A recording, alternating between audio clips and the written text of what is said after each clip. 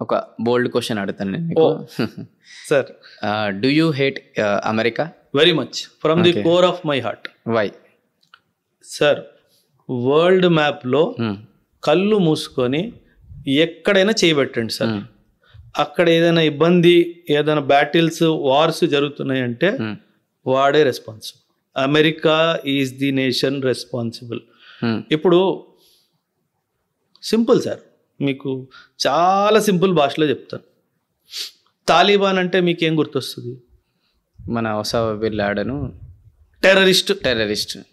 తాలిబాన్కి జన్మనిచ్చింది America, Pakistan, Saudi Arabia. Okay, ఏం మాట్లాడుతున్నారు మీరు? అంటే టెర్రరిజంని జన్మనిచ్చిందే మీరు. అండ్ నీ దేశం మీద ఒక్కసారి అమెరికా ఫార్మేషన్ నుంచి ఈ రోజు వరకు హిస్టరీలో అమెరికా భూమి మీద దాడి జరిగింది 2001లో. Yes or no? Osama bin Laden world trade సెంటర్ని ఢీగొట్టాడు. Yes or no? నువ్వేం చేసావు? ఆఫ్ఘనిస్తాన్ మీద దాడి చేసావు.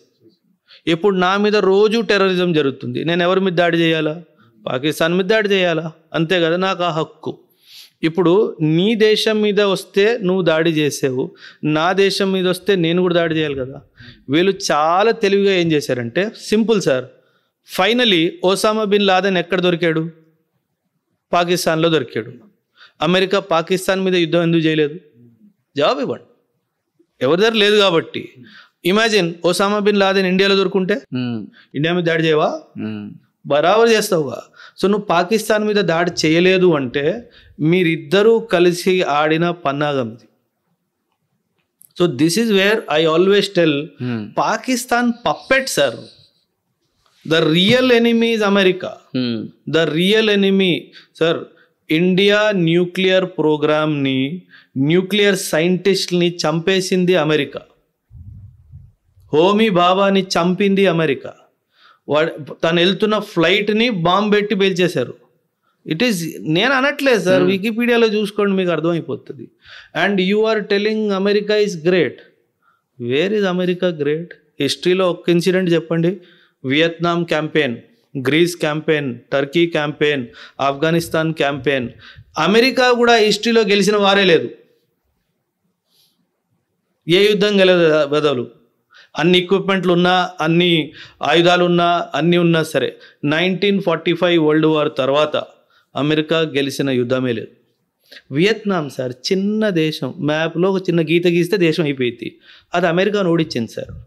సిగ్గులే గెలిపోయారు 1965లో సౌత్ ఈస్ట్ ఏషియా నుంచి.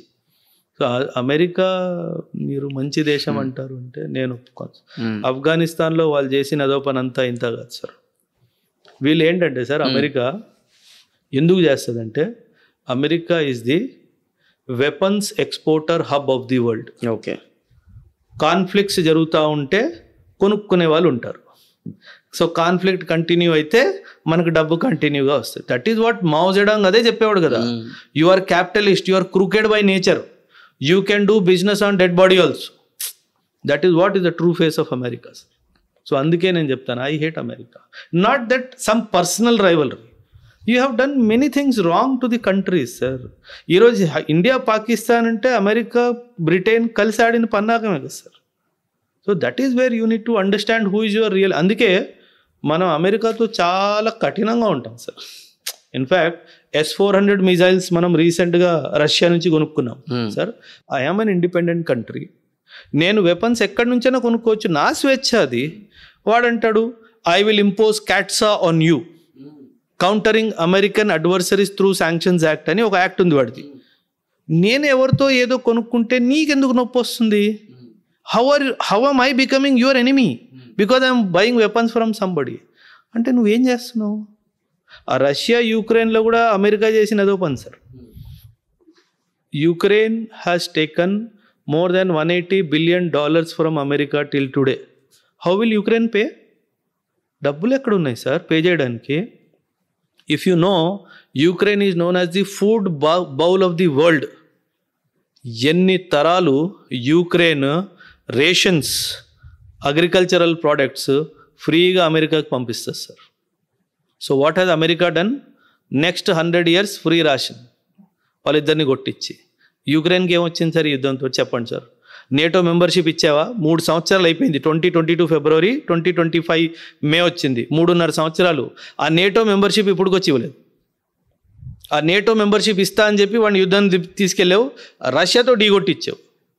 ఇప్పుడు నువ్వు వచ్చావు గ్రౌండ్ మీద, రాలా. డబ్బులు ఇచ్చావు, వెపన్స్ ఇచ్చావు, ఫ్రీగా ఇచ్చావా? డబ్బులు ఇచ్చావు.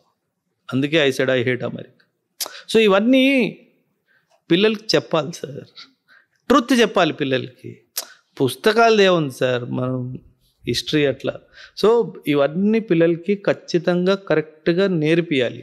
అప్పుడే వాళ్ళకి రైట్ ఏంటి, రాంగ్ ఏంటి అనేది క్లియర్గా తెలుస్తుంది.